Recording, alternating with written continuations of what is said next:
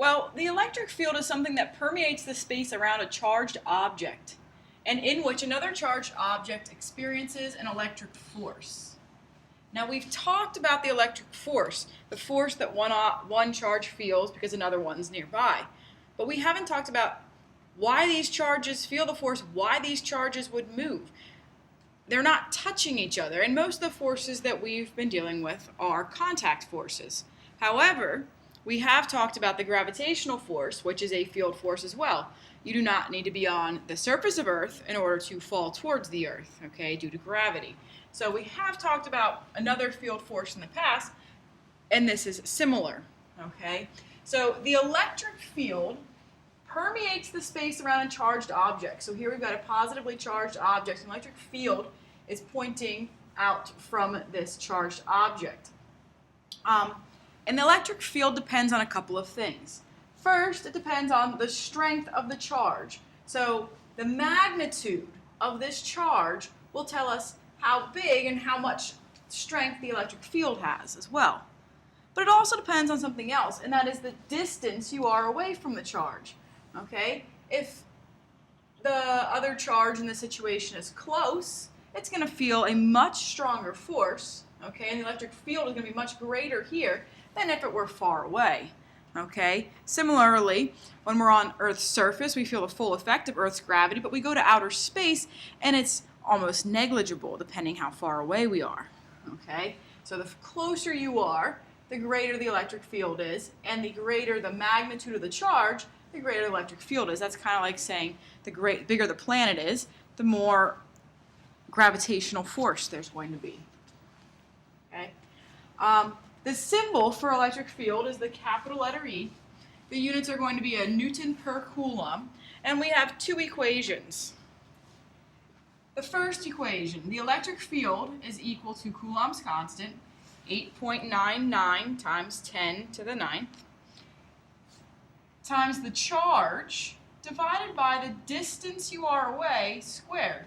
So even if there's no charge out here, okay, there's still an electric field at this point, and I can find it, okay?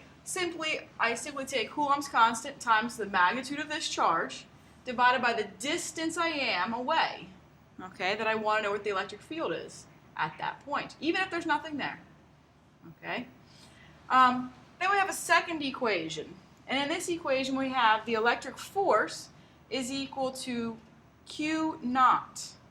And this is a little important. This is not the charge that's creating the field. This is a test charge, okay? It's the charge that would be moved by the field if it were in there. So if you had a charge here, it's the charge that would be being moved by this electric field, okay? And then we have the electric field multiplied by that. To be a little careful here, Q is the charge causing the field. Q naught is a test charge that is located within the field. So up here we've got these electric fields, and there's electric field lines. Let's go ahead and look at those a little closer. Electric field lines. Electric field lines point away from positive charges. Why?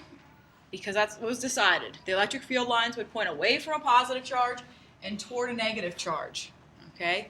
So that when we're drawing them, we are consistent. Okay, so we've got these positive charges up here, electric field lines point away from the positive charges. And they also point towards negative charges. So you notice in the picture down below, here's a positive charge, the arrows are pointing away. There's a negative charge, they're pointing towards. Okay? And we've got this. The number of field lines is proportional to the strength of the electric field. What that means is down here, this is very strong because these field lines are very close together.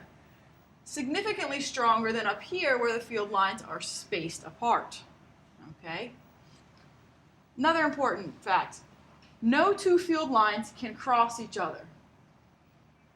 Okay? If they did, this field line points in the direction that a positive charge would move. So if I have a positive charge right here, it's going to move in this direction. If field lines crossed right here, the charge would have to split into two and go in two different directions, which is not possible. Next, the electric field inside a conductor is 0. So inside of the conductor, there's no electric field. Okay? Also, charge accumulates on the outside surface of a conductor. So if you do have a conductor, like a metal rod or something, okay, the charge is going to accumulate towards the outside of that conductor. So when you're in a car, the car's a conductor, the charge accumulates along the outside, and therefore, if there's lightning or something that gets hit by it, it's going to go along the outside and then go into the ground. Okay? And then the last one, more charge accumulates where the radius of curvature of the surface is the smallest. So if you have some sort of a pointed shape, okay, where the radius of curvature is the smallest, there's going to be more charge in that space.